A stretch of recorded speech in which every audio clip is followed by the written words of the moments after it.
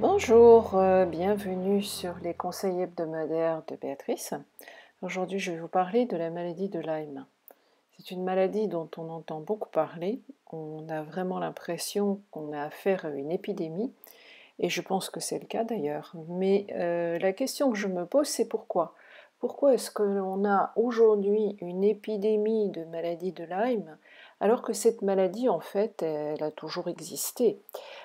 Pourquoi je vous dis ça? Eh bien parce que, il y a une momie qui a été retrouvée il y a plusieurs années dans les Alpes, allemandes, et cette momie, ils ont trouvé qu'elle avait la maladie de Lyme. Mais par contre, la personne a été tuée, par autre chose. Donc, c'était un homme qui portait cette maladie. Évidemment, on ne savait pas si ça l'affectait ou pas, mais en tout cas, il n'en est pas mort.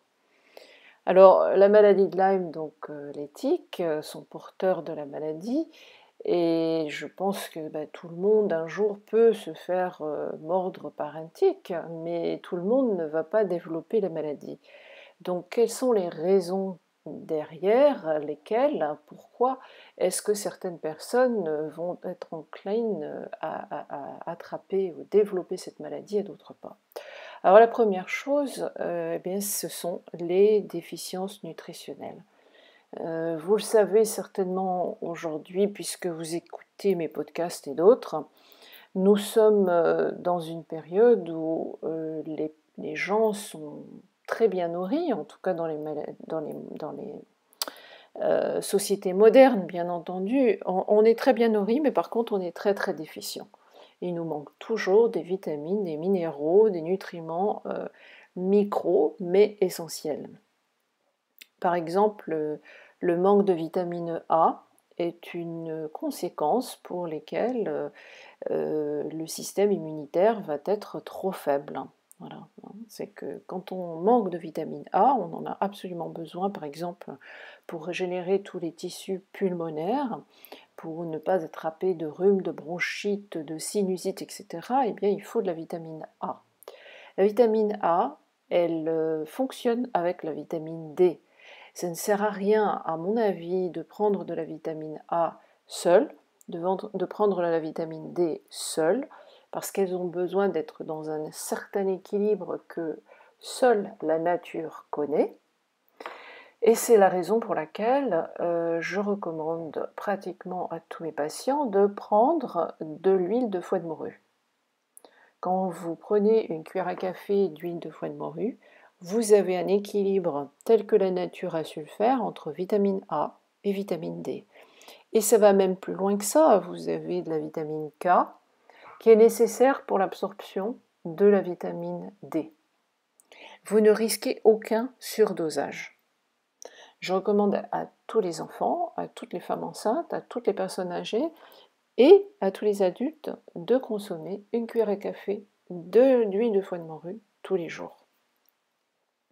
Deuxième raison importante pour lesquelles on a une épidémie de maladie de Lyme, je pense que c'est toute la toxicité, la pollution qui nous environne. Et ceci commence bien entendu déjà pendant la grossesse. C'est-à-dire qu'on s'est aperçu qu'il y avait un certain pourcentage de fœtus, environ 10%, qui était déjà positif pour la maladie de Lyme, qui a été positif pour des anticorps avec la borréliose. Il faut savoir que si les mamans sont déficientes en vitamines, en nutriments, elles ne peuvent pas avoir un système immunitaire qui fonctionne correctement, et donc elles seront plus aptes à développer des maladies infectieuses, et notamment la maladie de Lyme. Donc on a des enfants qui naissent maintenant déjà porteurs de cette maladie. Deuxième chose qui nous pollue de plus en plus, et ça c'est une catastrophe mondiale à mon avis, ce sont les insecticides tels que le glyphosate, qui est l'ingrédient principal dans le Roundup. Une catastrophe mondiale, géographique, agroalimentaire, parce que cet ingrédient, cet insecticide est un véritable poison qui va perturber la flore intestinale chez les humains qui va faire que l'on va développer trop de bactéries pathogènes et qui réduit la capacité du corps à détoxifier correctement à travers la sulfation et la méthylation. Le glyphosate est une vraie catastrophe et je pense qu'il contribue à énormément d'épidémies de notre société moderne dans les 10 dernières années. Pour référence, écoutez le docteur Stéphanie Seneff, une américaine, qui dénonce ce problème du glyphosate depuis une dizaine d'années. Autre raison pour l'épidémie de la maladie de Lyme, eh bien, ce sont les ondes électromagnétiques. Ces ondes électromagnétiques, il faut bien savoir qu'elles affectent tous nos systèmes de protection. On a un système de protection de barrière, on appelle intestinale, de barrière au niveau des poumons, au niveau de la peau et aussi au niveau du cerveau. Eh bien, les ondes qui nous bombardent en permanence affectent ces barrières qui deviennent de moins en moins étanches, on peut dire, et vont laisser pénétrer non seulement les ondes, mais par exemple des infections si on est mordu par un tique, mais d'autres pathogènes également et d'autres polluants tels que les métaux lourds. Il est maintenant reconnu que les ondes électromagnétiques affectent l'intérieur des cellules, les mitochondries et notre ADN. C'est très grave ce qui se passe à ce niveau-là. Autre raison pour lesquelles on a une épidémie de maladie de Lyme, ce sont tous les polluants que l'on a dans la maison, c'est-à-dire vos produits ménagers, très toxiques, les produits d'hygiène corporelle, très toxiques, il faut tout changer. Et puis bien entendu, vous m'avez déjà entendu en parler, les métaux lourds. Les métaux lourds, surtout le mercure et l'aluminium, sont des catalystes des infections. C'est-à-dire que quand il y a trop d'infections, les métaux sont là, tout le temps. Voilà. On a des candidoses et des métaux lourds. On a la maladie de Lyme et des métaux lourds. On a des clostridia et des métaux lourds, etc., etc. Ils fonctionnent main dans la main. Alors, autre raison, je l'ai déjà évoquée, pour lesquelles on a une épidémie de maladies telles que la maladie de Lyme, c'est qu'on a une infestation maintenant de parasites. Et ces parasites, c'est pareil, ils sont là pour une raison. Alors je parle de vers intestinaux, qui peuvent être petits, qui peuvent être longs, on ne sait pas trop ce qui s'y passe, mais en tout cas on a tous des parasites, mais je peux vous dire que plus vous avez de co-infections telles que la maladie de Lyme ou d'autres, plus vous aurez de parasites. Les parasites sont là aussi, ils ont une fonction pour essayer de manger, entre guillemets, de chélater aussi bien les métaux lourds que d'autres pathogènes tels que des virus ou des bactéries ou quelque chose entre tel que la maladie de Lyme. Alors comment faire pour se protéger? Puisqu'on est entouré de tiques, on a des animaux, vous vivez dans la nature peut-être comme moi. La première chose, c'est la nutrition. Il vous faut une nutrition suffisamment riche pour que votre système immunitaire soit nourri. Vitamine A, vitamine D, donc ça c'est l'huile de foie de morue, mais ce sont les graisses animales. Il vous faut du collagène pour que vos tissus soient en bonne santé et qu'ils ne laissent pas pénétrer des envahisseurs. Il vous faut du gras, il vous faut manger des abats, et il vous faut du frais, des légumes, des fruits, des jus, des aliments lactofermentés, des bouillons. Voilà, tout ça, je le dis, je le répète.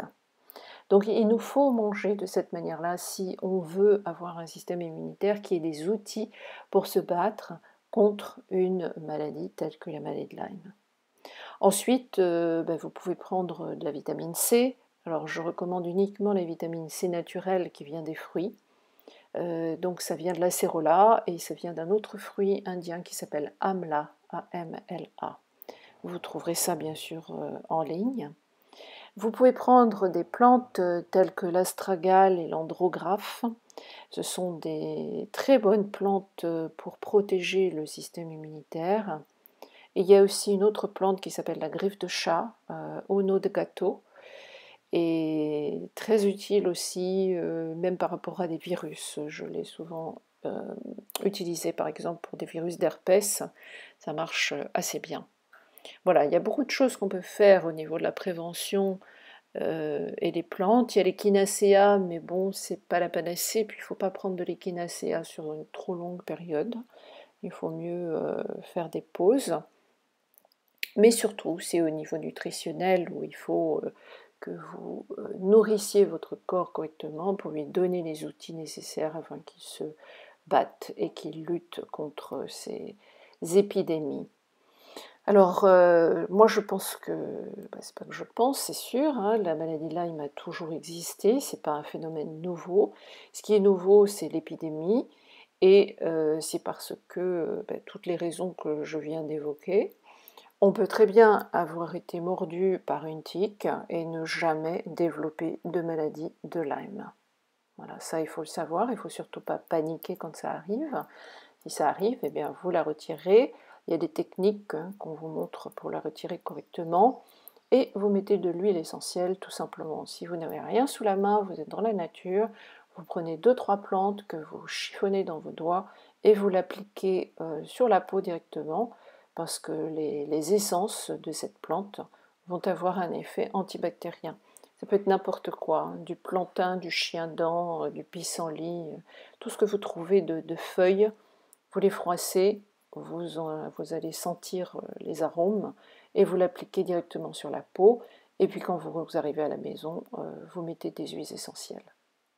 Vous prenez de la vitamine C, vous pouvez prendre des bouillons, bien vous soigner, et vous allez voir que la maladie va passer. C'est-à-dire que vous n'allez pas être contaminé par le Lyme, même si le tic était porteur.